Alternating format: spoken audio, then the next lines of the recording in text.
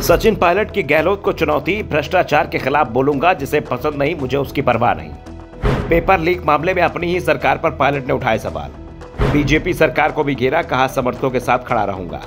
सचिन पायलट कुछ दिनों की खामोशी के बाद एक बार फिर एक्शन में है और उनके निशाने पर एक बार फिर अपनी ही सरकार है। सीएम अशोक गहलोत की नीतियों पर पायलट ने एक बार फिर से निशाना साधा है और साफ कर दिया, अगर गलत होगा तो वो उसे गलत कहने से पीछे नहीं हटेंगे, फिर गलती करने वाला कोई भी हो, कितना खासी क्यों ना हो। पायलट ने अशोक गहलोत का नाम लिए बिना कहा कि आज प्रदेश में कई भ्रष्टाचार होता है तो उसके खिलाफ हमें आवाज बुलंद करनी पड़ेगी।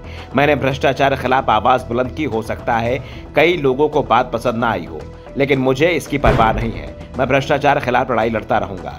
राजस्थान के बाड़मेर में हुई सभा में पायलट ने कहा कि राजस्थान को भ्रष्टाचार दीमक की तरह खा रहा है। आज राजनीति में ईमानदारी, सादगी और अच्छे आचरण वाले लोगों की जरूरत है। साफ छवि के लोग राजनीति में आएंगे, अहम पदों पर बैठेंगे तो बदलाव दिखाई देगा और ये बदलाव हमें ही करना होगा। पायलट गहलोत सरकार पर निशाना साधते हुए कहा कि नौजवानों के भविष्य की चिंता हम सब लोगों को है।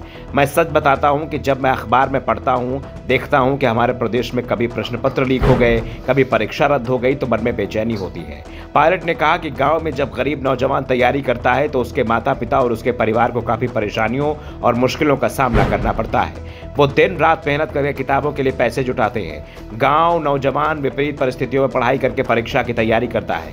बच्चे एग्जाम देते हैं लेकिन पेपर लीक हो जाता है, पेपर कैंसिल हो जाता है, सभी को दुख होता है, लेकिन कुछ लोगों को दुख नहीं होता। जिन लोगों ने पेपर लीक किया उन्हें कौन बचाने की कोशिश करता है? उन लोगों पर कार्रवाई करने में इतना समय क्यों लगता है? न्याय दिलाने में इतनी परेशानी क्यों होती है? क्योंकि उन कुर्सियों पर वो लोग नहीं बैठे जो यहाँ से निकल कर गया है। ग्रामीण पृष्ठभूमि से निकल कर जाने वाले लोग नहीं है। उन कुर्सियों पर वो लोग नहीं बैठे जो अपनी मेहनत से वहां तक पहुंचे हो, जिनको 10 से 15 हजार की कीमत पता हो। पायलट ने कहा कि हमें अपने संवैधानिक अधिकार लेने के लिए आग्रह क्यों करना पड़ता है, क्योंकि उन कुर्सियों पर वो लोग नहीं बैठे जो ग्रामीण क्षेत्र और किसान की परेशानी को समझते हो। मेरे पिता राजेश पायलट कहा करते थे कि जिस दिन फैसला करने वाली इन कुर्सियों पर गरीब किसान के बच्चे बैठे होंगे, उस दिन तो हमारे काम अपने आप हो जाएंगे। आंकड़ों के जाल में फंसाकर काम लटकाए जाते हैं। जो बच्चा गांव में रह रहा है उसे मालूम है कि किसानों की चुनौतियां क्या हैं। जिसे जानकारी ही नहीं किसानी की, आम आदमी के संघर्ष कैसा होता है, वो समस्या का समाधान कैसे करेगा। पायलट ने अपने पूरे भाषण में एक बार भी अशोक गहलोत का नाम नहीं लिया, लेकिन जिस तरह के मुद्दे उठाए उससे एक बात तो साफ है कि पायलट के निशाने पर बीजेपी की जगह अपनी ही सरकार रही। पायलट ने छोड़ा तो बीजेपी को भी नहीं और बीजेपी को भी जमकर सुनाया। पायलट के बयान से ये तो साफ है कि वो बीजेपी में नहीं जाएंगे, लेकिन अपनी ही सरकार के खिलाफ जिस तरह से उन्होंने मोर्चा खोल रखा है उससे गहलोत की मुश्किलों को भी बढ़ा रखा है। दरअसल राजस्थान विधानसभा चुनाव 6 महीने में होने हैं और कांग्रेस हाईकमान ने साफ कर दिया कि चुनाव में 6 महीने पहले वो नेतृत्व परिवर्तन का रिस्क नहीं लेगी।